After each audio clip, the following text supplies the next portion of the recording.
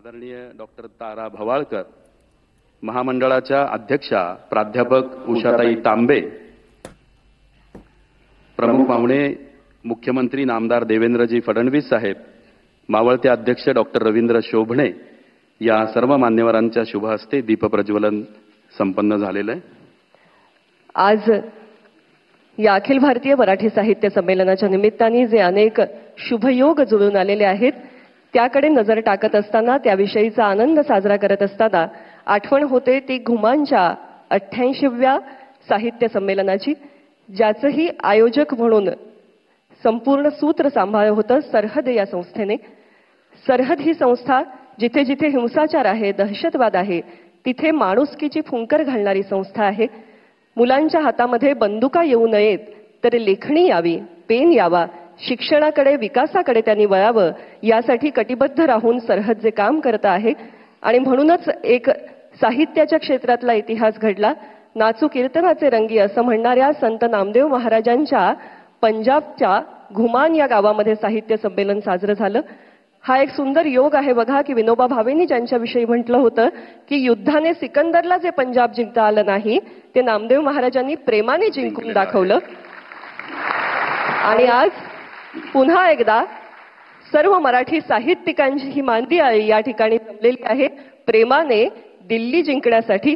आणि दिल्लीचेही तख्त राखितो महाराष्ट्र माझा, हा आपला मराठी बाणा, त्याचा पुनरुच्चार या दिल्लीच्या भूमीमध्ये करण्यासाठी अभिजात मराठी भाषेच्या ऐतिहासिक महोत्सवाची सुरुवात मराठीबरोबरच अभिजात भाषेचा दर्जा मिळालेल्या प्राकृत भाषेतील मंगलाची कामना करणाऱ्या मंत्रांनी आम्ही करतोय। एक काश्मीरी आमची छोटी बहीण हा मंत्र म्हणणार आहे। यापेक्षा आनंदाचा क्षण तो दुसरा कुठला असू शकतो। 2500 वर्षापूर्वीचा हा मंत्र आपल्या माऊलींच्या पसायदानासारखाच पवित्र। रुकैया मकबूल यांना मी आमंत्रित करतो नवकार मंत्र म्हणण्यासाठी। रुकैया मकबूल। अरिहंत, सिद्ध, आचार्य, उपाध्याय, साधू सज्जन या 5 शक्तींना नमस्कार करून त्यांचं अनुकरण करण्याची प्रेरणा देणारा हा मंगलदायी मंत्र आपल्या महाराष्ट्रातील सगळ्यात प्राचीन जैन गुफेमध्ये तो कोरला गेलेला आहे।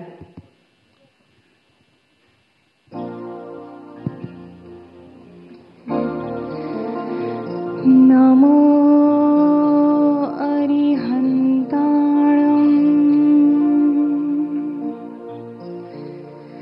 नमो सिद्धाणं, नमो आयर्याणं,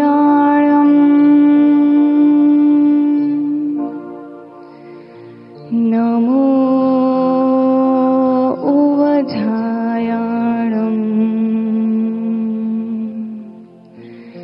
नमो लोये सवसाहुडम्,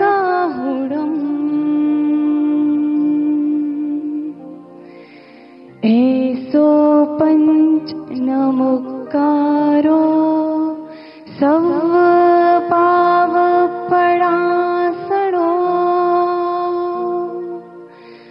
मंगलारं च पढ़मं हवै मंगलम्।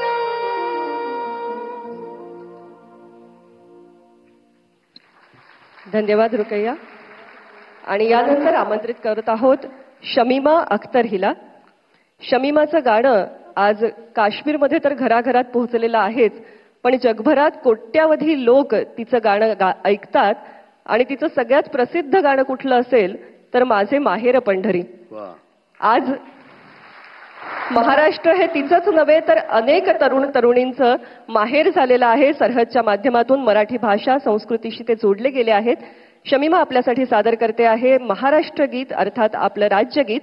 आणि कविश्रेष्ठ राजा बढे यांनी लिहिलेलं, महाराष्ट्र भूषण ज्येष्ठ संगीतकार श्रीनिवास खरे यांचं संगीत लाभलेलं, महाराष्ट्र शाहीर शाहीर साबळे यांच्या पहाडी आवाजात दुमदुमलेल्या या राज्यगीताच्या सन्मानार्थ आपण सर्वांनी जागीच उभं राहावं ही विनंती। ऐकूया महाराष्ट्राचं हे राज्यगीत।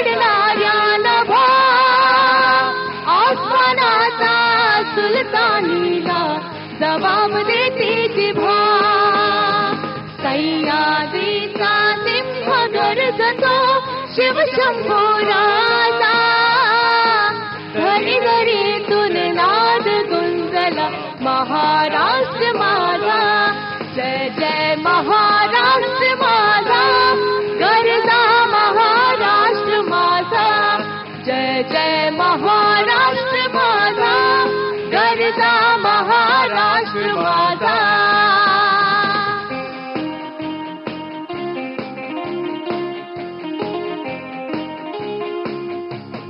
काळ्या छातीवरी कोरली अभिमानाची लेणी पोलादे मनगटे खेळती खेळ जीव गेली दारिद्र्याचा ओढात शिजला निढलाच्या घामाने भिजला देश गौरवासाठी झिजला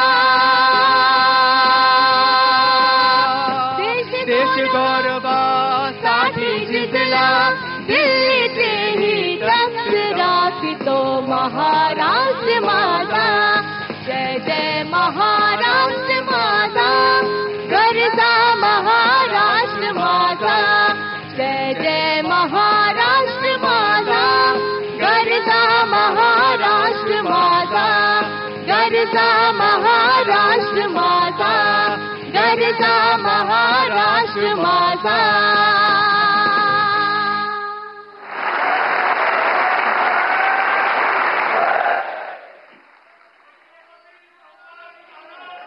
जय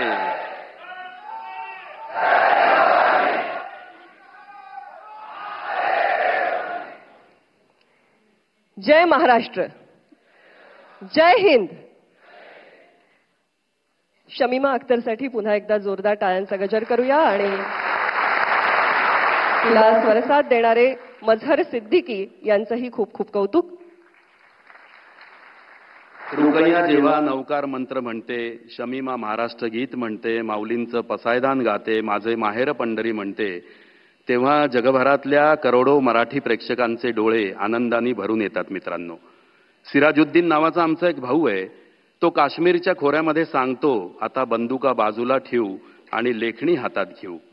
काय करतो तर काश्मीरमधल्या बांदीपुरामधल्या आरागम हे गाव देशातलं सगळ्यात मोठं पुस्तकाचं गाव बनवण्याच्या कामामध्ये प्रामाणिक प्रयत्न करतो. हे आहे साहित्य संमेलनाची फलश्रुती. मित्रांनो, महाराष्ट्र अनेकांच्या हक्काचं माहेर आहे. माननीय पंतप्रधानांनी सरहदच्या कामाचं अनेकदा कौतुक केलंय. पण बोधचिन्ह देऊन त्यांचा सन्मान करावा. त्याचबरोबर डॉक्टर उज्ज्वला मेहेंदळे कार्यवाह आणि प्रकाश पागे कोषाध्यक्ष मराठी साहित्य महामंडळ यांना विनंती आहे की आपण स्मरणिका प्रदान करावी.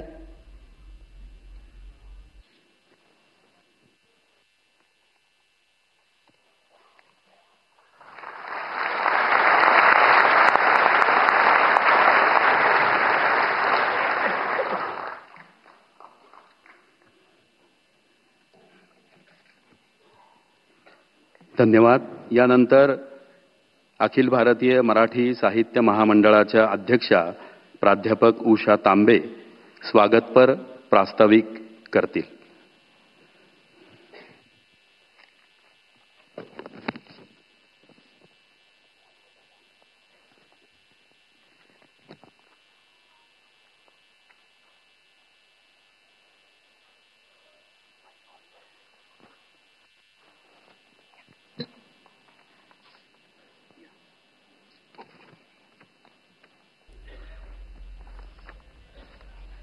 नमस्कार. या महान देशाचे पंतप्रधान माननीय नरेंद्रजी मोदी, संमेलनाध्यक्ष डॉक्टर रवींद्र शोभणे, नियोजित संमेलनाध्यक्ष डॉक्टर ताराबाई भवाळकर, संमेलनाचे स्वागताध्यक्ष माननीय श्री शरदजी पवार, आयोजक सरहद संस्थेचे कार्यकर्ते आणि आपण सर्वजण, या सर्वांचं मी अखिल भारतीय मराठी साहित्य महामंडळातर्फे या संमेलनामध्ये मनपूर्वक स्वागत करते. या उद्घाटन समारंभासाठी माननीय मोदींची उपस्थिती आपल्या सर्वांसाठी मोठ्या भाग्याची आणि अभिमानाची गोष्ट आहे. भारताच्या विविध भाषांबद्दल त्यांना असलेली संवेदनशीलता या त्यांच्या निमंत्रण स्वीकारण्याच्या कृतीवरूनच दिसून येते आहे. भारताच्या सर्वांगीण विकासासाठी आणि संरक्षणासाठी, देशाची विश्वातील प्रतिमा उज्ज्वल करण्यासाठी कृत्रिम बुद्धिमत्ता ते ग्रामीण भागातील स्त्रियांची वैयक्तिक स्वच्छता इथपर्यंत त्यांची दृष्टी सर्वत्र फिरत असते आणि या सर्व आघाड्यांवर त्यांचं मार्गदर्शन अतिशय प्रभावी राहिलं आहे हे आपल्याला माहिती आहे. आपल्या संमेलनाध्यक्ष डॉक्टर तारा भवाळकर या व्रतस्थपणे आपल्या निवडलेल्या विषयाचा शोध घेत असतात. महाराष्ट्रातीलच नव्हे तर संपूर्ण देशातील लोककला आणि लोकसाहित्याचं त्यांचा अभ्यास आहे आणि 97व्या संमेलनाचे अध्यक्ष डॉक्टर रवींद्र शोभणे यांच्या चतुरस्र लिखाणाचा आणि अभ्यासाचा परिचय आपल्याला गेले वर्षभर होतो आहे. संमेलन स्थळ दिल्ली हे स्वतःमध्येच एक फार मोठं वैशिष्ट्य आहे.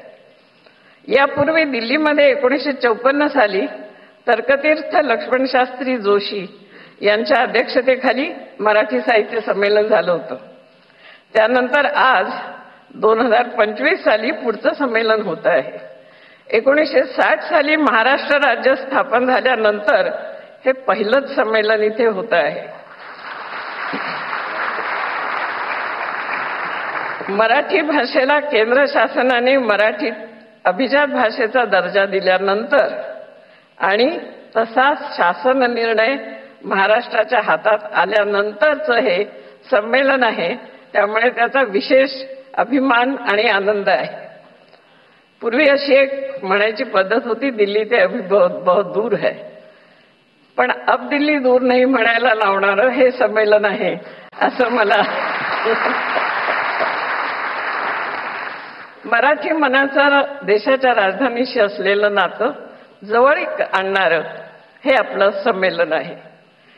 हे संमेलन महाराष्ट्राबाहेर आयोजित केलेलं असल्यामुळे परिसंवाद, चर्चा, मुलाखती यांच्या स्वरूपामध्ये थोडे बदल केले आहेत. विशेषतः महाराष्ट्राबाहेरील मराठी लोकांच्या मनात जे प्रश्न आहेत किंवा जे त्यांना ऐकायचं आहे त्याबद्दल आपण काही सांगावं असा आम्ही प्रयत्न केला आहे आणि त्यांचं ऐकून घ्यावं हेही आमची इच्छा आहे.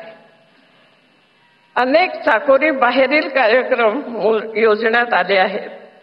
भारतीय भाषांमधील भगिनीभाव सिद्ध करणारं बहुभाषिक कवी संमेलन आहे. अनुवादांवर चर्चा आहे. कृत्रिम बुद्धिमत्ता आणि नवनिर्मिती यांचा संबंध शोधण्याचा प्रयत्न आहे आणि ज्येष्ठ मराठी लेखिका आणि प्रकाशक यांचा सत्कारही आहे. ग्रंथदिंडी आज केवढी जोरात झाली ती आपण पाहिली. मराठीतील आता ग्रंथनगरीचं उद्घाटनही झालं आहे आणि मराठीतील अनेक प्रकाशकांची पुस्तकं इथे आपल्याला एकत्र पाहायला मिळणार आहे. या व्यतिरिक्त कविकट्टा, प्रकाशन कट्टा हे अतिशय लोकप्रिय कार्यक्रम आहेतच. प्रत्येक अखिल भारतीय साहित्य संमेलन, मराठी साहित्य संमेलन हे सर्वसमावेशक व्हावं असा आमचा प्रयत्न असतो. दिल्लीच्या या संमेलनामध्ये बृहन महाराष्ट्रातील आणि खुद्द दिल्लीतील कवी लेखकांचा मोठा सहभाग आहे. त्यायोगे मराठीचं महाराष्ट्राबाहेरीलचं चित्र आपल्याला दिसेल अशी आमची अपेक्षा आहे. या संस्थेची, या संमेलनाची निमंत्रक संस्था सरहद ही आहे. देशाची राजधानी असलेल्या शहरात एवढ्या मोठ्या प्रमाणात कार्यक्रम करणं हे अजिबात सोपं नाही. प्रशासकीय शिष्टाचार असतात, सुरक्षा व्यवस्था असते. हे सर्व अडथळे ओलांडून असं एक मोठं संमेलन उभं करण्याबद्दल त्यांना मी आधीच धन्यवाद देते आणि त्याबरोबर आपल्या जबाबदारीची आपल्याला जाणीव करून देते की त्यांच्या या प्रयत्नांना खरोखर दाद द्यायची असेल तर सर्व कार्यक्रमांना आपण मोठ्या संख्येने उपस्थित राहावं आणि त्यांना प्रोत्साहित करावं ही विनंती. पुन्हा एकदा सगळ्यांचं स्वागत करून मी थांबते. धन्यवाद. धन्यवाद उषाताई. लाभले आम्हास भाग्य बोलतो मराठी. लाभले आम्हास भाग्य बोलतो मराठी. धर्म जात पंथ एक जाणतो मराठी. मराठी किंवा महाराष्ट्र धर्म हा एकात्मतेचा धर्म आहे आणि ही आपली मराठी भाषा आणि मराठी संस्कृती सगळ्या सरहदी पार करून अगदी काश्मीरपर्यंत पोहोचवण्याचं काम करत असलेली सरहदी ही संस्था आता उषाताईंनी उल्लेख केला त्याप्रमाणे आजच्या आयोजनाला लाभलेली आहे. मी निमंत्रक संजयजी नहार यांना विनंती करते की या निमित्ताने त्यांनी मनोगत व्यक्त करावं. हा महाराष्ट्राच्या दृष्टीनं खऱ्या अर्थाने एक ऐतिहासिक क्षण आहे. काल जेव्हा पवार साहेबांनी एक किस्सा सांगितला, ते म्हटले संसदेत आयुष्यात पहिल्यांदा आलो, तरुण होतो म्हटले, खूप बोलायची इच्छा होती, पण समोर इतके उंच पंतप्रधान होते की त्यांना पाहिल्यावर काय सांगायचं हेच विसरून गेलो. तशीच अवस्था आज माझी झालेली आहे की आज इथे नरेंद्र मोदी साहेब आहेत. मनात येताना खूप कल्पना केल्या होत्या की काय काय बोलायचं आपल्याला, पण एखाद्या खूप उंच व्यक्तीसमोर काय बोलायचं हे बऱ्याचदा विसरून जातो आपण. मी इतकंच सांगतो की जेव्हा लहानपणी आमची सुरुवात झाली ती एका पुण्यातल्या पूर्व भागात हिंसाचार पाहून झाली. वयाच्या 8व्या वर्षी बंदुकीच्या गोळीने मृत्यू झालेला एक तरुण पाहिला आणि काही काळ असं वाटायचं की हिंसाचारातनं सगळे प्रश्न सुटू शकतात. जसं मोठं होत गेलो, सामाजिक काम सुरू केलं आणि मग लक्षात आलं की सगळे प्रश्न बंदुकींनी किंवा हिंसाचारांनी सुटत नाहीत. कुठलाही क्रांतिकारक हिंसाचाराचं समर्थन करत नसतो, तो सांगतो की क्रांती होती ती विचारांनीच होत असते. हे पाहत जेव्हा पुढे आलो तेव्हा आमच्या लक्षात असं आलं की आपल्याला जे प्रयत्न करायचे आहेत, सीमावर्ती भागात जे काम सुरू केलं त्याचं सगळ्यात मोठं माध्यम साहित्य आहे. साहित्य आहे, कला आहे, संस्कृती आहे. आणि आपण मग ऐकलं असेल की शमीमा आणि रुकया जेव्हा म्हणत होत्या तेव्हा तिच्या एका आत्याची अतिरेक्यांनी हत्या केलेली आहे. तर जिच्या अतिरेक्यांनी हत्या केली त्या मुलीनं जगातल्या मंगलाची कामना करणारा मंत्र म्हणावा. त्या नवकार मंत्रामध्ये कुठंही अमंगळाचा निषेध पण नाहीये. तसंच पसायदान आहे. पसायदानामध्ये आपण एखाद्या माणसाच्या मनातल्या विचारांच्या विरुद्ध म्हणजे विकृतीच्या विरुद्ध लढाई केली पाहिजे, त्या माणसाविरुद्ध नाही असं म्हटलेलं आहे. ते पसायदान हा महाराष्ट्राचा गाभा आहे, ज्या विठ्ठलाची मूर्ती तर दिली गेली. आणि या सर्व कामातून इथे आदरणीय सुशीलकुमार शिंदे साहेब बसलेले आहेत, आदरणीय पवार साहेब आहेत. म्हणजे इतिहास कशी पुनरावृत्ती करतो की जसं आता उज्ज्वलताईंनी सांगितलं की 1954 साली संमेलन झालं होतं. त्याही वेळी ते संमेलन दिल्लीवर आक्रमण करण्याचं नव्हतं, तर दिल्ली जिंकण्याचं होतं. असं म्हटलं जातं की दिल्लीची मराठ्यांना, विशेषतः मराठी माणसाला भीती असते आणि तेवढंच आकर्षण पण असतं. इथं राहणारी माणसं सुद्धा बऱ्याचदा एकमेकांना भेटायला टाळतात. इतकी इतिहासातून भीती आपण घेतलेली आहे. पण मला असं वाटतं 88वें साहित्य संमेलन जेव्हा झाले तेव्हा त्या सूत्रसंचालक ताई म्हटल्या की संत नामदेवांनी सांगितलं की जो पंजाब सिकंदराला सैन्याच्या बळावर जिंकता आला नाही तो नामदेवांनी प्रेमाने जिंकला. आज त्याचीच पुनरावृत्ती होतीये, इतिहासाची पुनरावृत्ती होतीये आणि तिचे साक्षीदार आहेत ज्यांना भविष्यामध्ये महाराष्ट्राचे नेते आदरणीय देवेंद्रजी फडणवीस, जेव्हा पवार साहेब इथे आहेत आणि आदरणीय नरेंद्र मोदीजींबद्दल इतकंच सांगतो की ते जेव्हा सांगतात की बंदुकींनी प्रश्न सुटणार नाही. स्वातंत्र्यापूर्वी असं म्हटलं जायचं की लेखणी मोडा आणि बंदुका हातात घ्या. आता वेळ आली आहे बंदुका बाजूला ठेवा आणि लेखणी हातात घ्या. हे या देशाचे पंतप्रधान म्हणून जेव्हा नरेंद्र मोदी सांगतात तेव्हा त्याची प्रेरणा कुठल्या तरी गावात कोपऱ्यात एखादा मुलगा घेतो आणि तो सिराजुद्दीन सारखा मुलगा या जगातलं सगळ्यात मोठं पुस्तकांचं गाव करायचा प्रयत्न करतो. ज्या गावामधले लोक बंदुका बाजूला ठेवतात आणि घरात ग्रंथालय करतात, तर कवींची, लेखकांची आणि नेत्यांची हीच प्रेरणा असते. अखिल भारतीय मराठी साहित्य संमेलन दिल्लीत घेण्याचा हेतू तोच होता. महादेव गोविंद रानडे यांनी 1878 साली जेव्हा हे सुरू केलं तेव्हा त्यांची कल्पना अशी होती की कुठल्याही विरोधी विचाराला सुद्धा या मंचावर स्थान असलं पाहिजे आणि विरोधक हा आपला शत्रू नसतो, तर त्याचा एक अनेकांत आपल्याकडे म्हटलं जातं की सत्याच्या अनेक बाजू असतात. साहित्य संमेलनाची ही परंपरा अखंडपणे हे 98 साहित्य संमेलन दिल्लीत होते. मला साहित्य संमेलनाचे काही पदाधिकारी सांगत होते की जर पंतप्रधान येणार खरंच हे माहिती असतं तर आम्ही 100 इथं केलं असतं. तर मी त्यांना सांगितलं की नियतीने ती सुद्धा जबाबदारी एका संस्थेवर दिली आहे आमच्यासारख्या छोट्या. पण आम्ही जे काम करतोय एक अशा प्रकारचं काम आपण उभं करूयात आणि त्याची प्रेरणा म्हणून या साहित्य संमेलनातनं ही आज आपण जी नावं घेतो, मग लोकमान्य टिळक असतील, नामदार गोखले असतील, नचिम केळकर असतील, सावरकर असतील, टोकाची विचार भिन्नता असलेले लोक या साहित्य संमेलनाच्या व्यासपीठावर एकत्र आलेले आहेत. आणि त्या मंचाचं आज उद्घाटन या देशाचे आदरणीय पंतप्रधान नरेंद्र मोदी यांनी केलेलं आहे. व्यक्तिगत टीका टिप्पणी आपण करताना एक गोष्ट लक्षात ठेवली पाहिजे की या महान देशाचे पंतप्रधान ही व्यक्ती नसती तर या देशाचे प्रतिनिधित्व करणारे एक महत्त्वाचे नेते असतात. त्यांच्या हातून होणारं उद्घाटन महाराष्ट्राच्या इतिहासात सुवर्णाक्षराने लिहिलं जाईल याच्याबद्दल माझ्या मनात कुठलीही शंका नाही. मी आदरणीय मोदी साहेबांना इतकंच सांगतो की महाराष्ट्र कसा आहे त्याच्याबद्दल आमच्यासारख्या छोट्या माणसांनी सांगायची गरज नाही. पण सेनापती बापट म्हणायचे मराठा विना राष्ट्र न चाले, मराठा म्हणजे महाराष्ट्र मेले तरी राष्ट्र मेले, महाराष्ट्र मेला तरी राष्ट्र मेले, मराठा हे जाती अर्थाने नव्हतं. तर या देशाच्या जडणघडणीमध्ये महाराष्ट्राचा वाटा असला पाहिजे आणि तो वाटा सकारात्मक असला पाहिजे, तो द्वेषाचा असू नये. याची पायाभरणी करणार हे मराठी साहित्य संमेलन.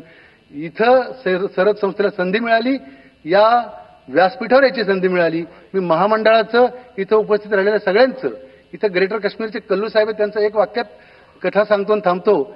जेव्हा महाराष्ट्र सदन काश्मीरमध्ये बांधायची वेळ आली आणि काही आंदोलनं सुरू झाली तर ते म्हटले की हिंसाचारानं द्वेषानं खूप भोगलंय काश्मीरनी, आता आम्हाला परवडणार नाही, आता प्रेमानं आपण एकत्र आलं पाहिजे. आणि ते सांगण्यासाठी जर आदरणीय पंतप्रधान साहेब साक्षर असतील तर मला असं वाटतं की या देशाचा इतिहास हा नक्कीच उज्ज्वल असेल, भविष्य उज्ज्वल असेल. इतके सांगतो, माझे 2 शब्द संपवतो. जय हिंद, जय महाराष्ट्र.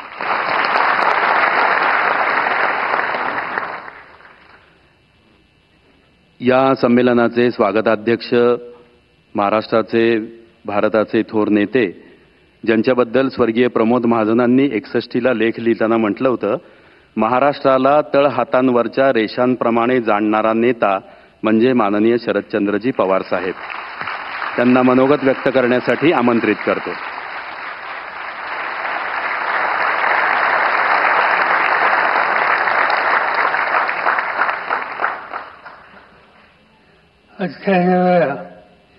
अखिल भारतीय मराठी साहित्य संमेलनाचे उद्घाटक आणि देशाचे प्रधानमंत्री माननीय नरेंद्र मोदीजी, महाराष्ट्राचे मुख्यमंत्री देवेंद्र फडणवीस,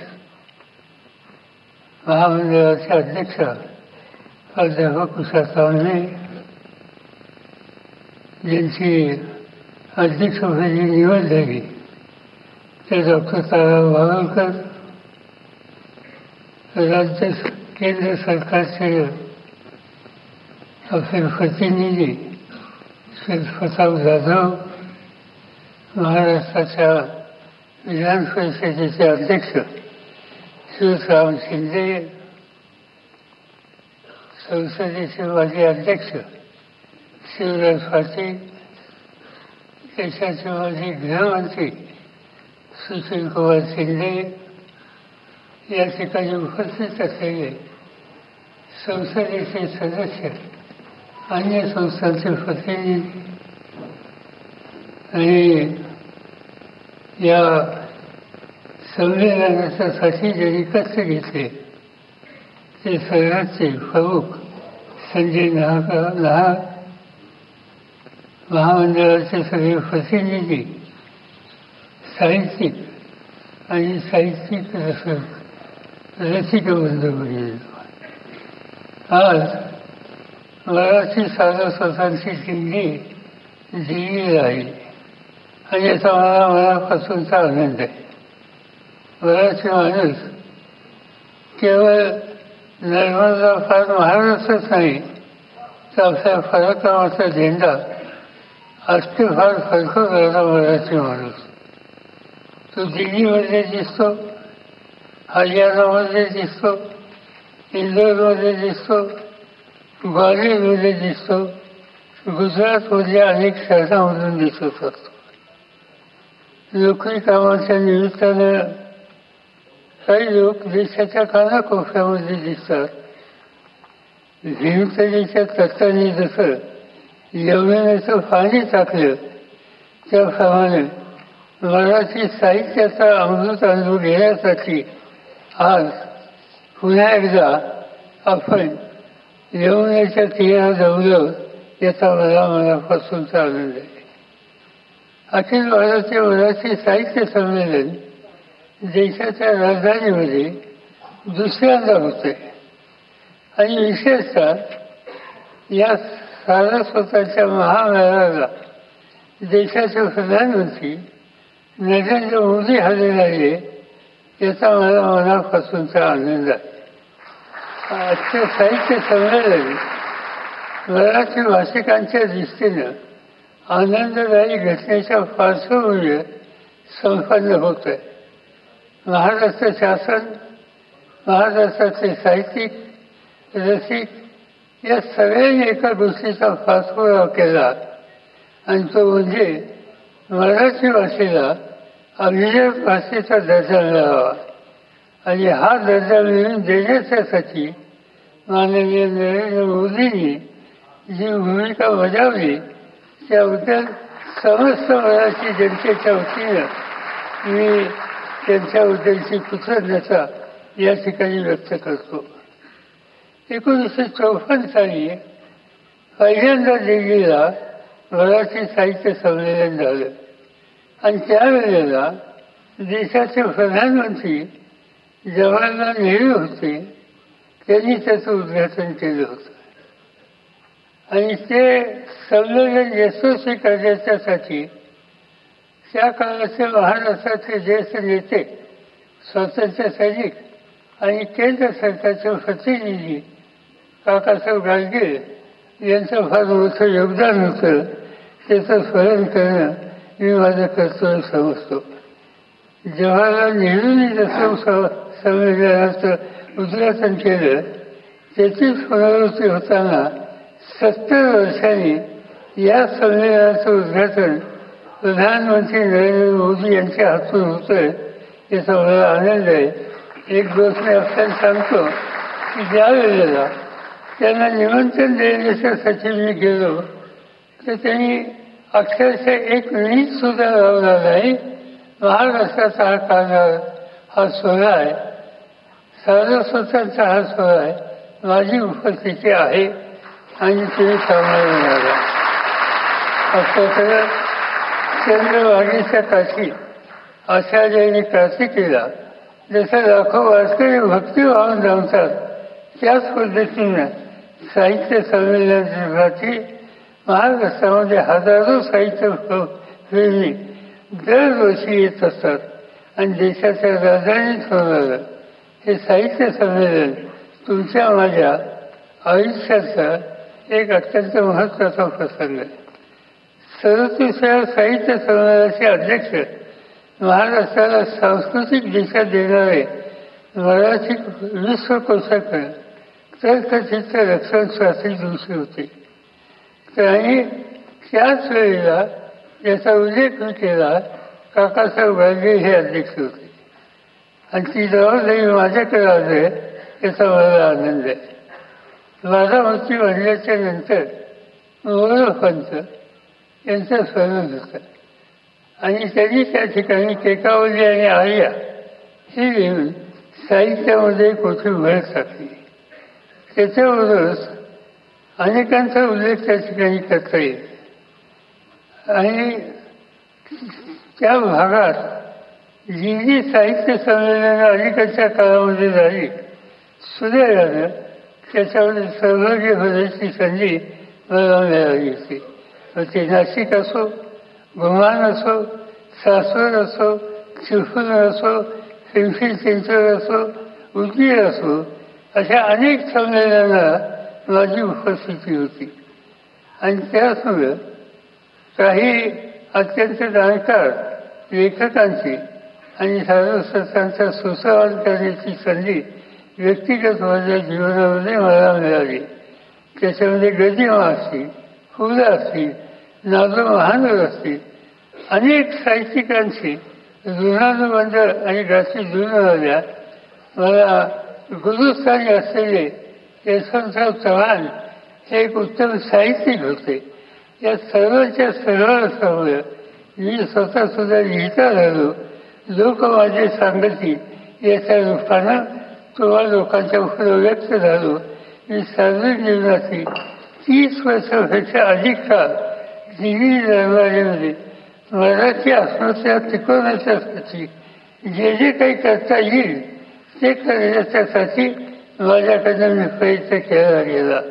आणि कदाचित म्हणूनच स्वागताध्यक्षाची जबाबदारी त्यांनी माझ्यासाठी असावी. या संमेलनाचे एक वैशिष्ट्य म्हणजे डॉक्टर तारा मोहाळकर यांची निवड. आणि याचा मला आनंद आहे. लोकसाहित्याचे अभ्यासक म्हणून तारा मोहाळकर यांना मराठीजन ओळखतात. मला आठवत आहे की चिपळूणचं संमेलन होतं आणि त्याच्या उद्घाटनाच्या प्रसंगी माझ्या भाषणामध्ये एक खंत व्यक्त केली की आतापर्यंत इतकी संमेलन झाली पण फक्त 4 महिलांना अध्यक्षपदाचा मान मिळाला. मात्र यावेळी एका महिला साहित्यिकाला अध्यक्षपदाचा सन्मान मिळाला. याचा मला मनापासून आनंद आहे. मी डॉक्टर तारा मोहाळकर यांचं अभिनंदन करतो आणि त्यांच्या निवडीच्यासाठी अखिल भारतीय साहित्य संमेलनाने महामंडळाला धन्यवाद देतो. दिल्ली आणि महाराष्ट्र यांचं एक नातं आहे. 11व्या शतकामध्ये आनंदगोपाल चौहाननी दिल्लीची स्थापना केली. तेव्हापासून महाराष्ट्र आणि दिल्लीचे राजकीय आणि सांस्कृतिक संबंध निर्माण झाले. 1666 साली पाचव्या औरंगाबादने त्याचा एक वाढदिवस साजरा केला, तो अभिजाला. अन्यथा दिल्लीमध्ये केला असता तर शिवछत्रपतींच्या स्वाभिमानी साक्षात्कार इथंच घडला असता. पण त्या घटनेपासून प्रेरणा घेऊन मराठीशाहीने आपला झेंडा हा अतिशय फार फडकवला. याचा मराठी भाषिकांना धन्यवाद आहे. देशाचे एक प्रधानमंत्री होते चौधरी चरण सिंग आणि ते मला नेहमी सांगायचे विचारच्या नंतर तुम्ही लोकांनी एक गोष्ट काही ठीक केली नाही. विचारलं काय ठीक केलं म्हणजे मराठी आले दिल्लीपर्यंत पोहोचले, दिल्ली घेतली आणि दिल्लीला ताबा कायमचा आपल्या हातात ठेवण्याच्या ऐवजी पानिपतला गेले. जाण्याची काय आवश्यकता नव्हती. तर वेगळा इतिहास घडला असता. पण झालं ते झालं. तो इतिहास हा आपण काही विसरू शकत नाही. आज मराठी लेखीने साहित्याच्या क्षेत्रामध्ये प्रचंड योगदान दिलं आणि त्याची नोंद देश पातळीवर सुद्धा घेतली आहे. वि. खांडेकर, कुसुमाग्रज, विंदा करंदीकर, भारतीय जयवाडे या 4 मराठी लेखकांना आजपर्यंत ज्ञानपीठ पुरस्कारानं सन्मानित केले गेले आणि त्याद्वारे मराठी भाषेची पताका ही देशभरात फडकत राहिली. विजय तेंडुलकरांनी कुणाचाही मुलाहिरा न ठेवता लेखन केलं. घाशीराव कोसळ असो, सखाराम भांडेर असो, त्यांच्या नाटकामुळं काही वेळी त्यांना रोषाला सुद्धा जावं लागलं. पण ते आपल्या भूमिकेपासून हातली नाही. नामदेव जसा, कवी यशवंत मनोहर, नारायण सुर्वे यांच्यासारख्या कवींनी सर्वसामान्यांचा विचार हा सातत्यानं मांडला. अण्णाभाऊ साठे यांनी गाव कुसावरचं उपेक्षितांचं जगणं मराठी साहित्यात आणलं. त्यांचा साहित्याचा डंका हा रशियापर्यंत पोचला. याचा आनंद आपल्या सगळ्यांना आहे. या साहित्याच्या क्षेत्रामध्ये अनेक भगिनींनी सुद्धा फार उंची भर घातली आणि ती नुसती संख्यात्मक नाही तर गुणात्मक सुद्धा आहे. लहानपण पंथातील महात्मा मुक्ताबाई, जनाबाई, कान्होकाचा यांनी मराठी साहित्य समृद्ध केले. सावित्रीबाई फुले, नंतरच्या काळामध्ये शांता शेळके, इंदिरा संत, अरुणा ढेरे चालत मराठी साहित्याला सशक्त करण्याचं काम करण्यामध्ये त्यांचं योगदान होतं.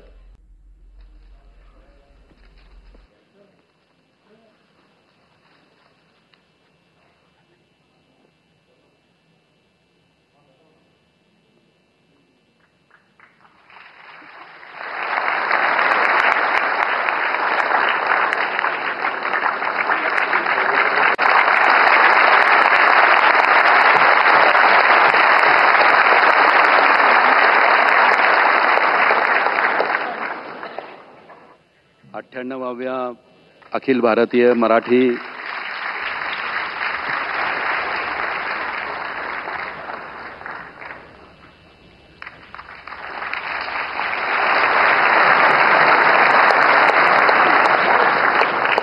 मान्यवरांच्या सहृदयतेचं आपण सगळे टाळ्यांनी जे कौतुक करता आहात, निश्चितच हा एक अतिशय सुंदर सांस्कृतिक आणि माणुसकीचा असा समारोह आहे, याचा प्रत्यय आपण व्यासपीठावरही घेऊ शकतो.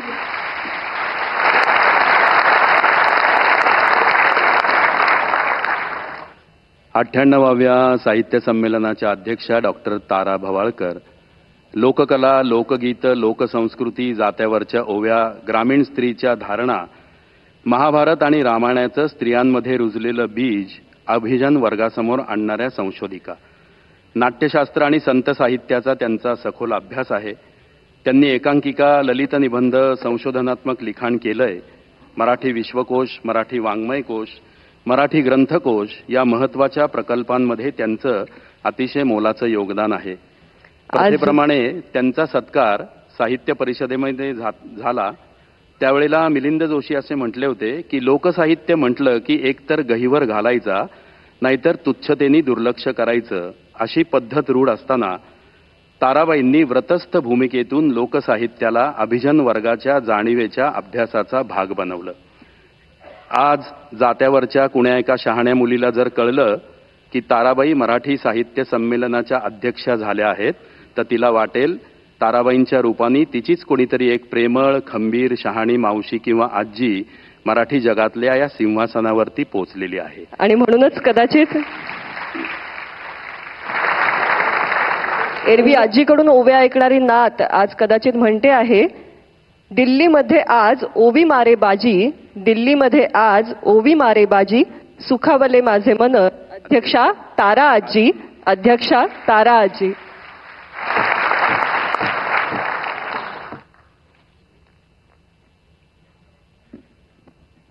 नमस्कार. 2 कमी 100व्या साहित्य संमेलनाच्या निमित्ताने आपण जमलेले आहोत. ही लोकभाषा आहे. 98व्या मराठी साहित्य संमेलनाच्या निमित्ताने आपण जमलो, ही अभिजात भाषा आहे. आणि आपण सगळी मंडळी या निरनिराळ्या बोलींच्या मधनच बोलत आलेले आहोत. आणि या सगळ्या बोलींचं संमेलन म्हणजे अखिल भारतीय मराठी साहित्य संमेलन आहे असं आपण म्हणू. या संमेलनाचं उद्घाटन सन्माननीय देशाचे पंतप्रधान करत आहेत. ही आमच्या दृष्टीने फार आनंदाची गोष्ट आहे. या संमेलनाचे स्वागताध्यक्ष आमच्या महाराष्ट्राचे जाणते नेते असं ज्यांना आम्ही ओळखतो ते शरदचंद्रजी पवार. संमेलनातला आवर्जून उपस्थित राहिलेले महाराष्ट्राचे मुख्यमंत्री नागपूरहून खास आले, म्हणजे पुन्हा विदर्भातनं आले, असा सगळा महाराष्ट्राचा कानाकोपरा इथे जमलेला आहे. या अखिल भारतीय मराठी साहित्य संमेलन आयोजित करण्यासाठी आणि अध्यक्षीय निवड करण्यासाठी जी यंत्रणा आहे अखिल भारतीय मराठी महामंडळ, त्या महामंडळाच्या अध्यक्षा आमची मैत्रीण उषाताई तांबे, या संमेलनाचे पूर्वाध्यक्ष आणि आमचे सन्मित्र रवींद्र शोभणे, अशी ही सगळी या संमेलनाला मुद्दाम आम्हाला घरातनं आणून बोलवून इथपर्यंत स्वागत करणारे आणि मला इथपर्यंत सोडणारे या संमेलनाचे सगळे संयोजक संजयजी नहार आणि त्यांची सगळी टीम, आपण सगळी मराठीवर उदंड प्रेम करणारी माझे बहीण भावंडांनो, आज फार काही बोलायचं नाही असा दम भरलाय मला, कारण नंतर बोलायचंय. पण आपण आपल्या देशाच्या पंतप्रधानांना ज्या विठ्ठलाची मूर्ती दिली ती विठ्ठल रखुमाईची मूर्ती, हे आमचं आराध्य दैवत आहे महाराष्ट्राचं आणि हे आमच्या उदार संस्कृतीचं प्रतीक आहे.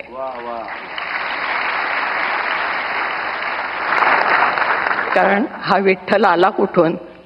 कानडावो विठ्ठलू कर्नाटको, कर्नाटकातनं आला, महाराष्ट्रामध्ये स्थिर झाला आणि आजही वारीसाठी जी मंडळी येतात ती नुसती मराठी मंडळी नसतात.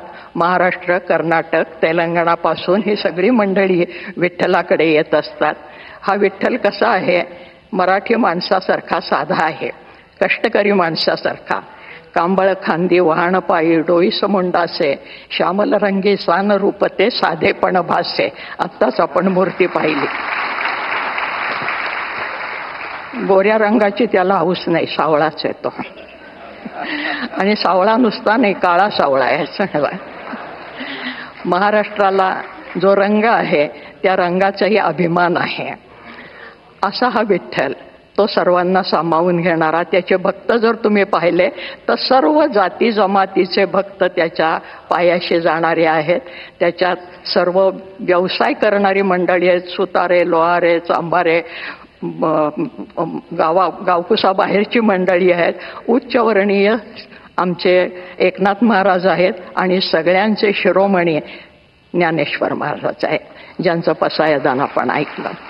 या प्रत्येकाने या मराठीची स्तुती केलेली आहे, ही आपल्याला माहीत आहे.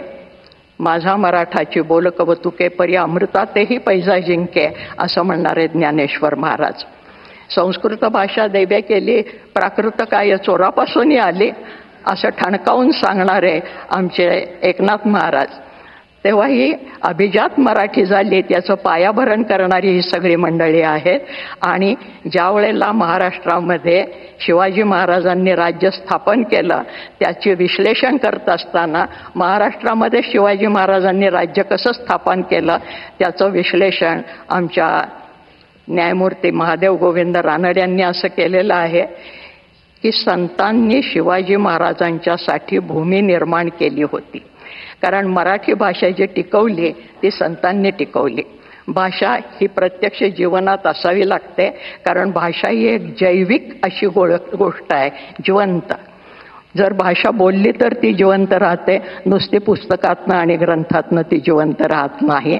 म्हणून भाषा ही जैविक आहे. आणि महाराष्ट्राला सातत्याने पांडुरंगाचं स्मरण मराठीतनं करायला लावणारी ही भाषा संतांनी जिवंत ठेवली आमच्या. आणि आमच्या या संतांच्या मध्ये मुद्दाम आवर्जून सांगते की मराठी साहित्याचा उगम कुठे झाला, अमुक साली शाळा निघाली आणि माणसं शिकायला लागली, हे आमचं आधुनिक पांडित्य झालं. ज्या दिवशी आईने पहिली ओवी आपल्या बाळाला म्हटली असेल त्या दिवशी मराठी भाषा जन्माला आली.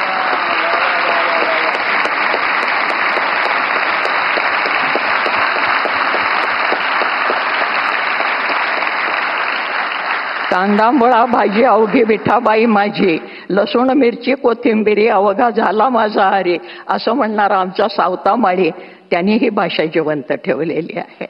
फार कशाला, जनाबाई मुक्ताबाई तर आपल्याला माहितीच आहेत की विठ्ठल आला आणि जनाबाई बरोबर दळायला लागला, कांडायला लागला, पाणी भरायला लागला.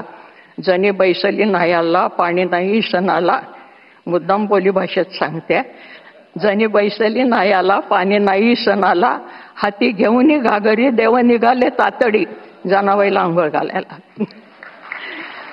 ही आमची मराठी भाषा आणि ह्या मराठी भाषेला अभिजात दर्जा मिळाला आहे. या सगळ्यांना मिळून हे अभिजातपण आलेलं आहे. जास्त आत्ता बोलत नाही, पण आमचा हा विठू सगळ्यांना आपल्या पदराखाली घेणारा आहे, आपल्या सावलीखाली घेणारा आहे. या संतांच्या मध्ये अंत्यज म्हणजे ज्याला आज आपण BC आणि OBC वगैरे म्हणतो, ही सगळी मंडळी त्याचे परमभक्त आहेत. हे कुठल्याही शाळेत शिकले नाहीत, त्यांना कोणीही शिकवलं नाही आणि तरीसुद्धा ते मराठीमध्ये काव्य करत होते. याचा अर्थ मराठी फक्त लिखितमध्ये नाही, ती बोलीतनं निर्माण झाली, बोलीमधनं पसरली आणि म्हणून शिवाजी महाराजांना खेड्यापाड्यातले मावळे मिळाले. भाषा ही जिवंत राहिली त्यांच्यामुळे आणि भाषा हे संस्कृतीचं बलस्थान असतं. कुठलीही भाषा आजही जगाच्या पाठीवर कुठे हिंडत असलो, आणखीन मराठी शब्द ऐकायला आला तर आपण चमकून बघायला लागतो. तुम्ही नागपूरचे का? तुम्ही महाराष्ट्रातले का? तर हे भाषेचं आपलेपण निर्माण करणारी, भाषा ही जोडणारी गोष्ट असायला पाहिजे, तोडणारी नाही.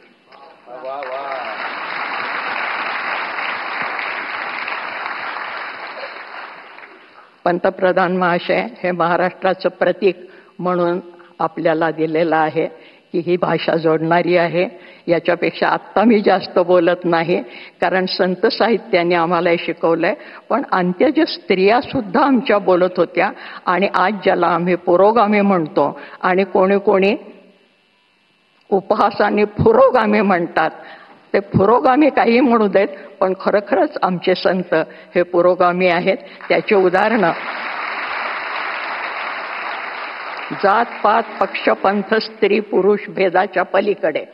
त्यामुळे स्त्री अध्यक्ष झाली हा महत्वाचा मुद्दा नाही, गुणवत्ता हा महत्वाचा मुद्दा आहे.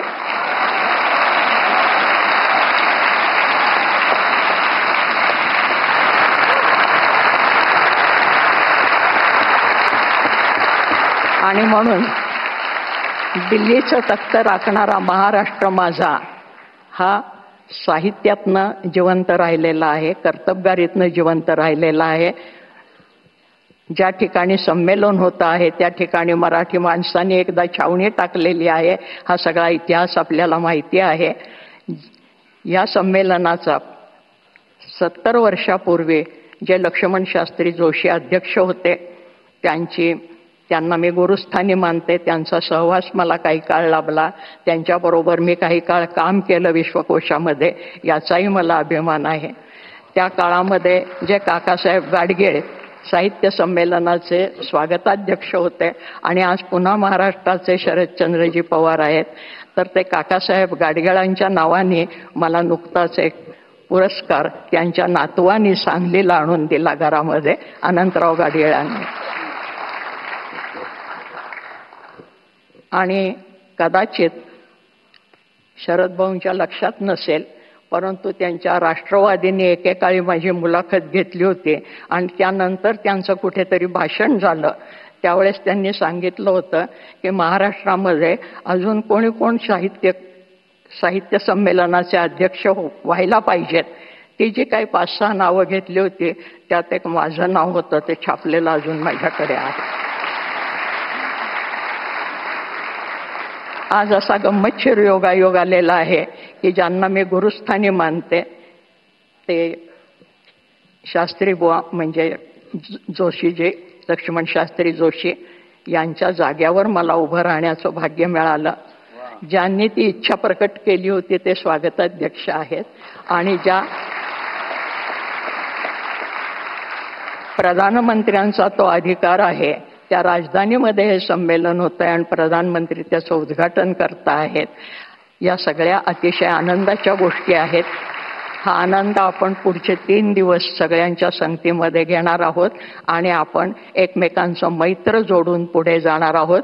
कारण भूता परस्परे पडो मैत्र जीवांचे, हे ज्ञानेश्वर महाराजांनी सांगितले.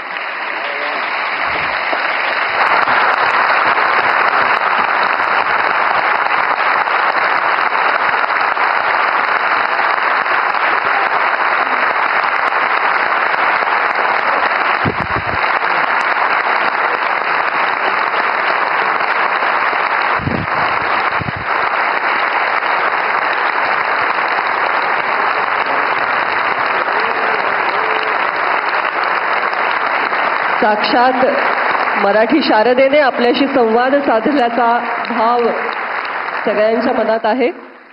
आणि उद्घाटन सत्र इथलं संपल्यानंतर पुढे आपल्या संमेलनस्थळी उद्घाटन सत्रामध्ये आपल्याला डॉक्टर तारा भवाळकर यांचं सविस्तर भाषण जे आहे त्याचा सुद्धा आनंद घ्यायचा आहे. त्याची उत्सुकता आत्तापासून मनामध्ये आहे. आत्ता छत्रपती शिवरायांचा उल्लेख डॉक्टर तारा भवाळकर यांनी केला. मराठी भाषा ही व्यवहाराची, राज्य व्यवहाराची भाषा होऊ शकते, हा विश्वास आणि हा दृष्टिकोन आपल्याला छत्रपती शिवरायांनी दिला. आज आता ताराबाई म्हणाल्या त्याप्रमाणे मराठी ही लोकभाषा तर आहे, ती अभिजात भाषा आहे, ती अभिजनांची भाषा आहे, ती राज्य भाषा आहे, पण त्याचबरोबर ती शासन व्यवहारातली राजभाषा सुद्धा व्हायला हवी असा आपणा सगळ्यांच्या मनातला जो आग्रह आहे त्याला नियमाचं स्वरूप ज्यांच्या नेतृत्वामुळे नुकतंच प्राप्त होऊ घातलेलं आहे आणि आता आपले सर्व शासकीय व्यवहार मराठी भाषेतूनच होतील ही अनिवार्यता ज्यांच्या नेतृत्वातून आपल्यापर्यंत पोहोचते आहे असे महाराष्ट्र राज्याचे माननीय मुख्यमंत्री देवेंद्र फडणवीस साहेब यांना मी विनंती करते. स्वागत.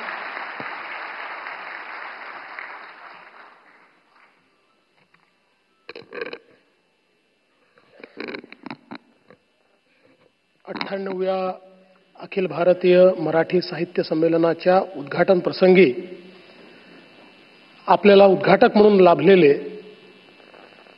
भारताची पताका अखिल विश्वामध्ये ज्यांनी फडकवली असे भारताचे यशस्वी पंतप्रधान माननीय नरेंद्र मोदीजी, स्वागत अध्यक्ष आणि आपले ज्येष्ठ नेते आदरणीय शरदचंद्र पवार साहेब,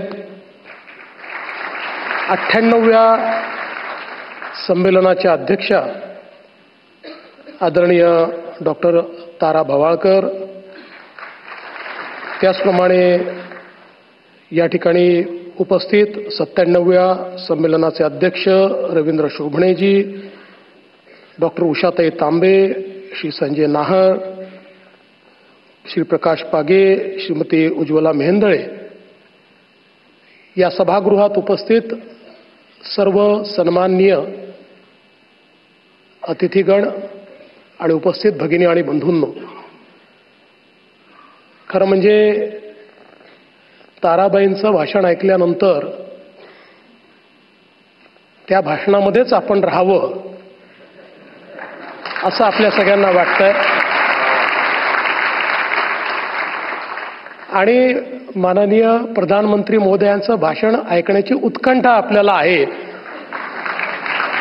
त्याच्यामध्ये सुरात असुराचं काम करण्याचं भाग्य मला लाभलेलं आहे. पण आपल्या सर्वांकरता ही अतिशय अभिमानाची गोष्ट आहे की मराठी भाषेला अभिजात दर्जा मिळाल्यानंतर पहिलं संमेलन हे दिल्लीमध्ये होत आहे. मी आदरणीय प्रधानमंत्री महोदयांचं मनापासनं त्यांचे आभार मानतो की जगभरातील मराठी माणसाच्या मनामध्ये जे होतं की आमच्या मराठी भाषेला अभिजात दर्जा मिळाला पाहिजे, ते स्वप्न आपण पूर्ण केलं. आणि मला असं वाटतं की महाराष्ट्राच्या निर्मितीनंतर पहिल्यांदाच हे संमेलन या ठिकाणी याकरता होत आहे की सरस्वतीचे सर्व पुत्र वाट पाहत होते की कधी आमच्या भाषेला अभिजात दर्जा मिळतो, तेव्हाच आम्ही दिल्लीमध्ये संमेलन घेऊ. आणि म्हणून हे संमेलन आज दिल्लीमध्ये होत आहे. आपल्याला याची देखील कल्पना आहे की परकीय आक्रमकांनी ज्यावेळेस आपल्या भाषेला देखील त्या ठिकाणी एक प्रकारे प्रदूषित करण्याचा प्रयत्न केला, त्यानंतर पहिल्यांदा छत्रपती शिवाजी महाराजांनी हे ठरवलं की संपूर्ण राजकारभारामध्ये मराठीचाच उपयोग होईल आणि राजकारभारामध्ये जेवढे फारसी आणि अरबी शब्द आले होते ते सर्व शब्द बदलून आपले मराठी शब्द त्या ठिकाणी वापरण्याची सक्ती आणि त्याची आज्ञावली ही पहिल्यांदा छत्रपती शिवाजी महाराजांनी त्या ठिकाणी तयार केली. आणि म्हणूनच स्वभाषेचा आग्रह किंवा स्वभाषेचा स्वाभिमान हा देखील छत्रपती शिवाजी महाराजांकडूनच आपण शिकलो आहोत. आणि ज्याचा उल्लेख झाला की ही गोष्टही कदाचित हा एक मोठा योगायोग आहे की ज्या तालकटोरा स्टेडियममध्ये आपला सगळा कार्यक्रम या ठिकाणी होणार आहे त्याच ठिकाणी 1737 साली राणोजी शिंदे आणि मल्हारराव होळकर यांच्यासोबत थोरल्या बाजीरावांनी आपली मराठ्यांची छावणी लावली होती आणि त्यानंतर आपण दिल्ली जिंकली होती. त्यामुळे आता आमचा मराठी माणूस आपल्या विचाराने पुन्हा या संमेलनातनं दिल्ली जिंकणार आहे हे मला सांगताना अत्यंत आनंद वाटतोय. आपल्याला कल्पना आहे की 1988 साली जेव्हा विश्व मराठी संमेलन झालं होतं आणि पवारसाहेबही होते आणि त्या संमेलनामध्ये पु ल देशपांडेंनी त्या ठिकाणी सांगितलं होतं की जो आपल्या मातृभाषेवर प्रेम करतो त्यालाच माया आणि वात्सल्य काय असतं हे समजतं आणि ज्याला माया आणि वात्सल्य समजतं तो कधी दुसऱ्या भाषेचा दुस्साहस करूच शकत नाही. त्यामुळे तो दुसऱ्या भाषेवरही प्रेम करतो. मला असं वाटतं की मराठी माणसांनी नेहमीच आपल्या भाषेवर प्रेम केलेलं आहे आणि ही जी काही एक मोठी परंपरा आहे ज्याचा उल्लेख या ठिकाणी वेगवेगळ्या वक्त्यांनी केला त्यामुळेच मराठी ही अतिशय समृद्ध अशा प्रकारची भाषा आहे. कारण ती लोकभाषा झाली आणि त्यातनं जे काही लोकसाहित्य तयार झालं त्यातून खऱ्या अर्थानं मराठी पुढे जात गेली. आणि आत्ताच ताराबाईंनी सांगितलं की आमच्या संतांनी आमच्या वारकरी संप्रदायाने कशा प्रकारे या मराठीला पुढे नेण्याचं काम केलं आणि लीळाचरित्र असेल ज्ञानेश्वरी असेल 12व्या शतकामध्ये इतक्या. और उपस्थित भाई और बहनों, अभी डॉक्टर ताराजी का भाषण पूरा हुआ तो मैंने ऐसे ही कहा फार छान.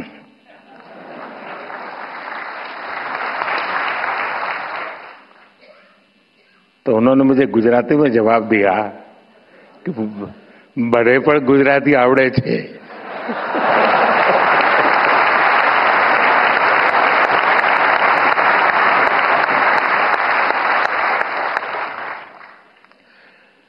देशाच्या आर्थिक राजधानीच्या राज्यातून देशाच्या राजधानीत आलेल्या सर्व मराठी सारस्वतांना माझा नमस्कार.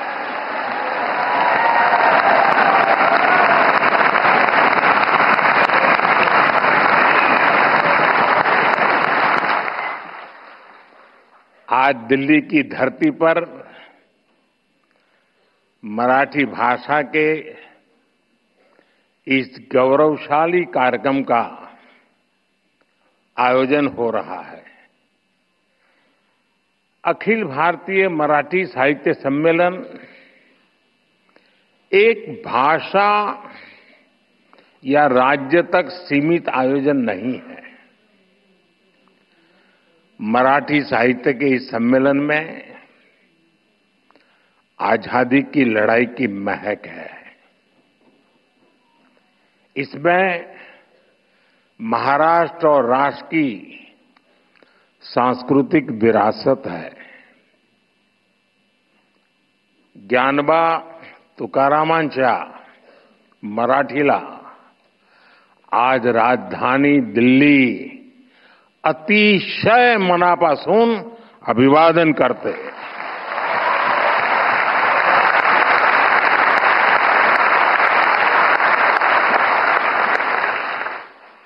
भाइयों बहनों, 1878 में पहले आयोजन से लेकर अब तक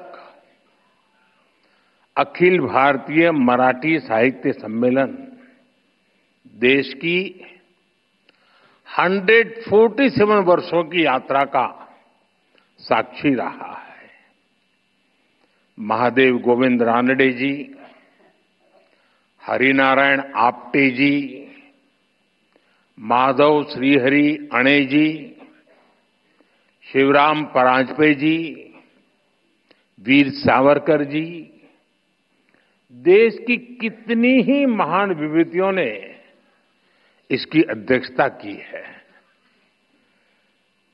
शरद जी के आमंत्रण पर आज मुझे इस गौरवपूर्ण परंपरा से जुड़ने का अवसर मिल रहा है। मैं आप सभी को देश दुनिया के सभी मराठी प्रेमियों को इस आयोजन की बहुत बहुत बधाई देता हूं। आणि आज तर जागतिक मातृभाषा दिवस आहे।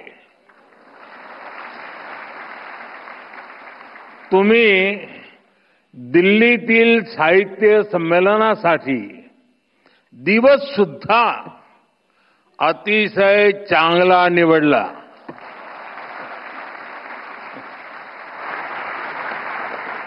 साथियों, मैं जब मराठी के बारे में सोचता हूं तो मुझे संत ज्ञानेश्वर का वचन याद आना बहुत स्वाभाविक है। माझ्या मराठीची बोलू कौतुके, परी अमृतातेही पैजासी जिंके। यानी मराठी भाषा अमृत से भी बढ़कर मीठी है। इसलिए मराठी भाषा और मराठी संस्कृति के प्रति मेरा जो प्रेम है, आप सब उससे भली भांति परिचित है। मैं आप विद्वानों की तरह मराठी में उतना प्रवीण तो नहीं हूं, लेकिन मराठी बोलने का प्रयास, मराठी के नए शब्दों को सीखने की कोशिश मैंने निरंतर की है। साथियों, ये मराठी सम्मेलन एक ऐसे समय हो रहा है जब छत्रपति शिवाजी महाराज के राज्याभिषेक के 350 वर्ष पूरे हुए हैं। जब पुण्य श्लोक अहिल्याबाई होलकर जी की जन्म जयंती के 300 वर्ष हुए हैं और कुछ ही समय पहले बाबा साहब अम्बेडकर के प्रयासों से बने हमारे संविधान ने भी अपने 75 वर्ष पूरे किए हैं। साथियों, आज हम इस बात पर भी गर्व करेंगे कि महाराष्ट्र की धरती पर मराठी भाषी एक महापुरुष ने 100 वर्ष पहले राष्ट्रीय स्वयंसेवक संघ का बीज बोया था। आज ये एक वटवृक्ष के रूप में अपना शताब्दी वर्ष मना रहा है। वेद से विवेकानंद तक भारत की महान परंपरा और संस्कृति को नई पीढ़ी तक पहुंचाने का एक संस्कार यज्ञ राष्ट्रीय स्वयंसेवक संघ पिछले 100 वर्ष से चला रहा है। मेरा सौभाग्य है कि मेरे जैसे लाखों लोगों को आरएसएस ने देश के लिए जीने की प्रेरणा दी है और संघ के ही कारण मुझे मराठी भाषा और मराठी परंपरा से जुड़ने का भी सौभाग्य प्राप्त हुआ।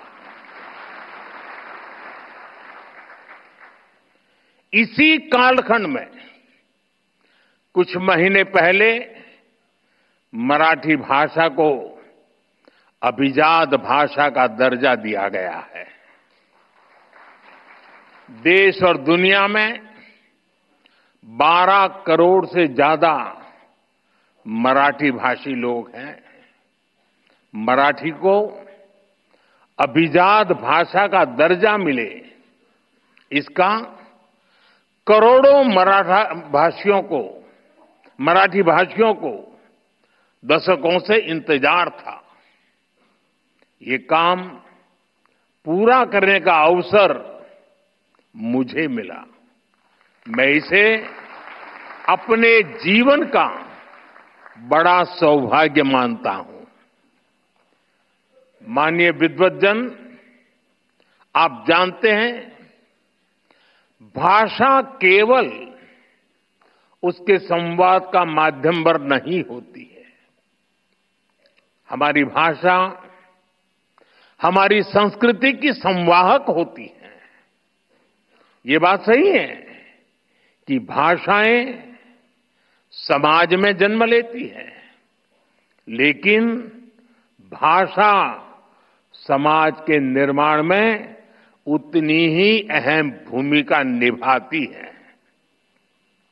हमारी मराठी ने महाराष्ट्र और राष्ट्र के कितने ही मनुष्यों के विचारों को अभिव्यक्ति देकर हमारा सांस्कृतिक निर्माण किया है। इसलिए समर्थ रामदास जी कहते थे, मराठा तीतू का मेळवावा, महाराष्ट्र धर्म वाढवावा, आहे तितके जतन करावे, पुढे आणीक मिळवावे, महाराष्ट्र राज्य करावे। जिकडे तिकडे मराठी एक संपूर्ण भाषा है। इसलिए मराठी में शूरता भी है, वीरता भी है। मराठी में सौंदर्य भी है, संवेदना भी है, समानता भी है, समरसता भी है। इसमें आध्यात्म के स्वर भी है और आधुनिकता की लहर भी है। मराठी में भक्ति भी है, शक्ति भी है और युक्ति भी है।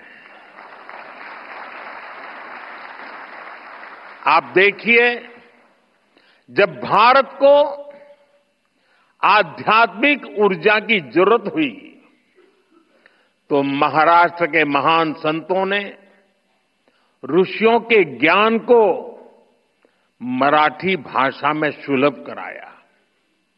संत ज्ञानेश्वर, संत तुकाराम, संत रामदास, संत नामदेव, संत तुकडोजी महाराज, गाडगे बाबा, गोरा कुमार और बहिणाबाई, महाराष्ट्र के कितने ही संतों ने भक्ति आंदोलन के जरिए मराठी भाषा में समाज को नई दिशा दिखाई। आधुनिक समय में भी गजानन दिगंबर माडगुलकर और सुधीर फड़के की गीत रामायण ने जो प्रभाव डाला वो हम सब जानते हैं। साथियों, गुलामी के सैकड़ों वर्षों के लंबे कालखंड में मराठी भाषा आक्रांताओं से मुक्ति का भी जयघोष बनी। छत्रपति शिवाजी महाराज, संभाजी महाराज और बाजीराव पेशवा जैसे वीर मराठा वीरों ने दुश्मनों को नाको चने चबाना दिए, उनको मजबूर कर दिया। आजादी की लड़ाई में वासुदेव बलवंत फड़के, लोकमान्य तिलक और वीर सावरकर जैसे सेनानियों ने अंग्रेजों की नींद उड़ा दी। उनके इस योगदान में मराठी भाषा और मराठी साहित्य का बहुत बड़ा योगदान था। केसरी और मराठा जैसे समाचार पत्र, कवि गोविंदाग्रज जी की ओजस्वी कविताएं राम गणेश गडकरी के नाटक मराठी साहित्य से राष्ट्र प्रेम की जो धारा निकली, उसने पूरे देश में आजादी के आंदोलन को सींचने का काम किया। लोकमान्य तिलक ने गीता रहस्य भी मराठी में ही लिखी थी, लेकिन उनकी इस मराठी रचना ने पूरे देश में एक नई ऊर्जा भर दी थी। साथियों, मराठी भाषा और मराठी साहित्य ने समाज के शोषित, वंचित वर्ग के लिए सामाजिक मुक्ति के द्वार खोलने का भी अद्भुत काम किया है। ज्योतिबा फुले, सावित्रीबाई फुले, महर्षि कर्वे, बाबा साहब आंबेडकर, ऐसे कितने ही महान समाज सुधारकों ने मराठी भाषा में नए युग की सोच को सिंचने का काम किया था। देश में मराठी भाषा ने बहुत समृद्ध दलित साहित्य भी हमें दिया है। अपने आधुनिक चिंतन के कारण मराठी साहित्य में विज्ञान कथाओं की भी रचनाएं हुई हैं। अतीत में भी आयुर्वेद, विज्ञान और तर्कशास्त्र में महाराष्ट्र के लोगों ने अद्भुत योगदान दिया है। इसी संस्कृति के कारण महाराष्ट्र ने हमेशा नए विचारों और प्रतिभाओं को भी आमंत्रित किया और महाराष्ट्र ने इतनी प्रगति की है। हमारी मुंबई महाराष्ट्र ही नहीं बल्कि पूरे देश की आर्थिक राजधानी बनकर उभरी है। और भाइयों बहनों, जब मुंबई का जिक्र आया है तो फिल्मों के बिना न साहित्य की बात पूरी होगी और न मुंबई की। ये महाराष्ट्र और मुंबई ही है जिसने मराठी फिल्मों के साथ साथ हिंदी सिनेमा को ये ऊंचाई दी है। और इन दिनों तो छावा की धूम मची हुई थी।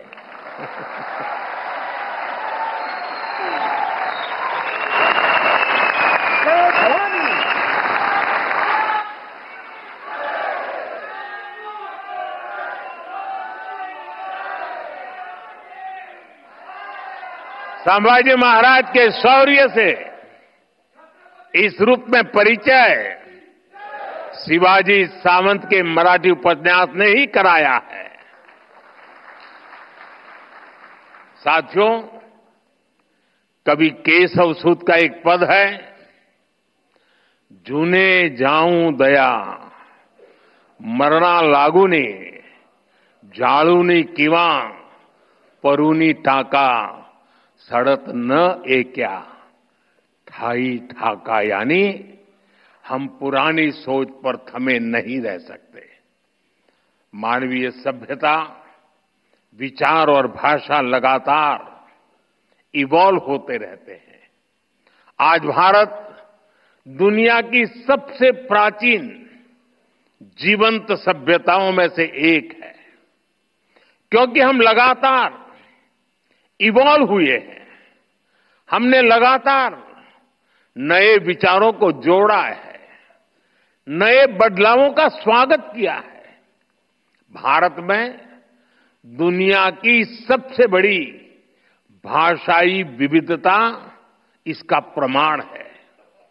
हमारी ये भाषाई विविधता ही हमारी एकता का सबसे बुनियादी आधार भी है। मराठी खुद इसका सबसे बड़ा उदाहरण है, क्योंकि हमारी भाषा उस मां की तरह होती है जो अपने बच्चों को नए से नया, अधिक से अधिक ज्ञान देना चाहती है। मां की तरह ही भाषा भी किसी से भेदभाव नहीं करती। भाषा हर विचार का, हर विकास का आलिंगन करती है। आप जानते हैं, मराठी का जन्म संस्कृत से हुआ है, लेकिन इसमें उतना ही प्रभाव प्राकृत भाषा का भी है। ये पीढ़ी दर पीढ़ी आगे बढ़ी है। इसने मानवीय सोच को और अधिक व्यापक बनाया है। अभी मैंने लोकमान्य तिलक जी की गीता रहस्य का जिक्र किया। गीता रहस्य संस्कृत गीता की व्याख्या है। तिलक जी ने मूल गीता के विचारों को लिया और मराठी बोध से उसे और ज्यादा जन सुलभ बनाया। ज्ञानेश्वरी गीता में भी संस्कृत पर मराठी में टिप्पणी लिखी गई। आज वही ज्ञानेश्वरी देश भर के विद्वानों और संतों के लिए गीता को समझने के लिए एक मानक बन गई है। मराठी ने दूसरी सभी भारतीय भाषाओं से साहित्य को लिया है और बदले में उन भाषाओं को भी समृद्ध किया है। जैसे कि भार्गव राम विठ्ठल बरेकर जैसे मराठी साहित्यकारों ने आनंद मठ जैसी कृतियों का मराठी अनुवाद किया। विंदा करंदीकर, इनकी रचनाएं तो कई भाषाओं में आई। उन्होंने पन्नाधाय, दुर्गावती और रानी पद्मिनी के जीवन को आधार बनाकर रचनाएं लिखी। यानी भारतीय भाषाओं में कभी कोई आपसी वैर नहीं रहा। भाषाओं ने हमेशा एक दूसरे को अपनाया है, एक दूसरे को समृद्ध किया है।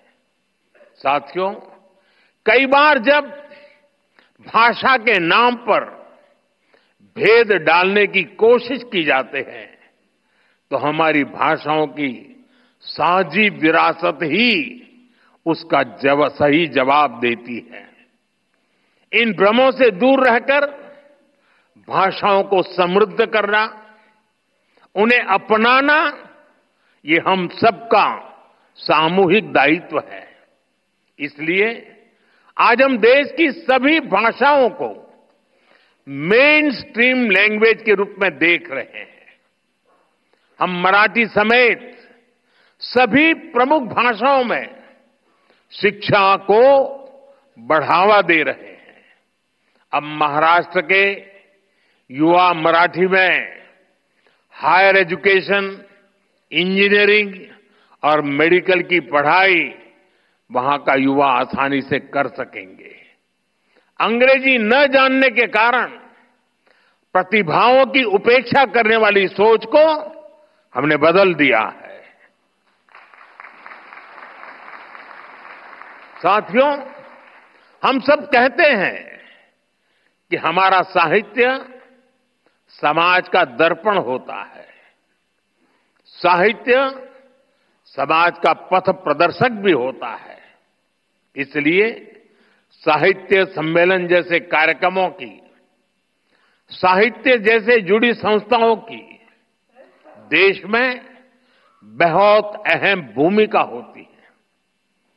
गोविंद रानडे जी, हरिनारायण आप्टे जी, आचार्य अत्रे जी, वीर सावरकर जी, इन महान विभूतियों ने जो आदर्श स्थापित किए, मैं आशा करता हूं अखिल भारतीय मराठी साहित्य महामंडल उन्हें और आगे बढ़ाएगा।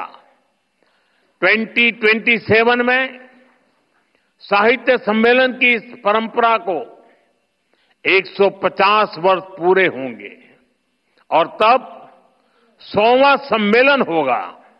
मैं चाहूंगा आप इस अवसर को विशेष बनाएं।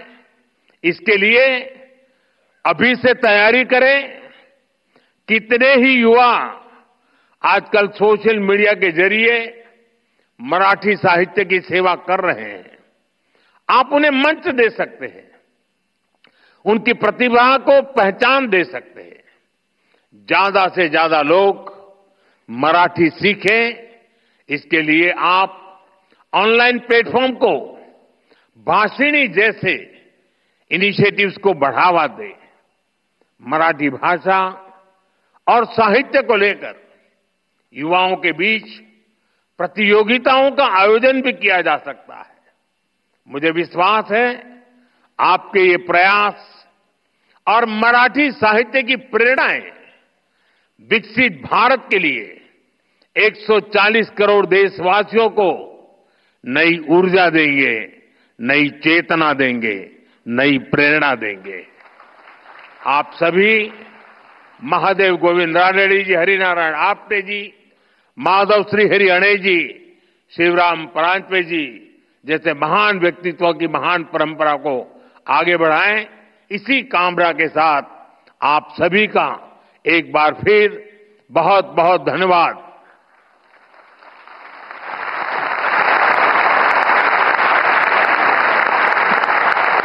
अतिशय रंजक झालेला असा हा क्षण आपणा सगळ्यांसाठी आपण सर्वांनी उभं राहून मानवंदना दिलेली आहे देशाचे पंतप्रधान आदरणीय श्री नरेंद्र मोदीजी यांना। यानंतर शमीमा अख्तर पसायदान म्हणतील आणि मग आजच्या उद्घाटन सोहळ्याची सांगता होईल। संतश्रेष्ठ ज्ञानेश्वरांच्या पसायदानाने सांगता होईल।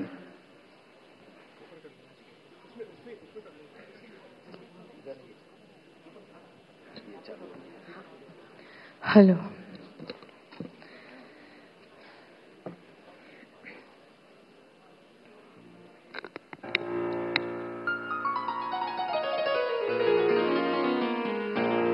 आता विश्वात्मके देवे येणी वागतनी तोषावे तोषोनी मज द्यावे पसाय दान है जे खडांची व्यंकटी सांडो तया सत्कर्मी रतिवाडो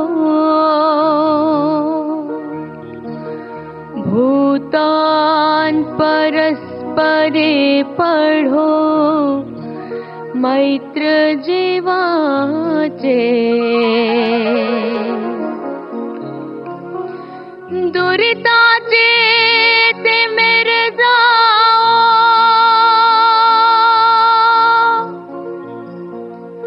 विश्व सुधर्म सूर्य पाहो जो जे वांछील तो तेला हो प्राणी जात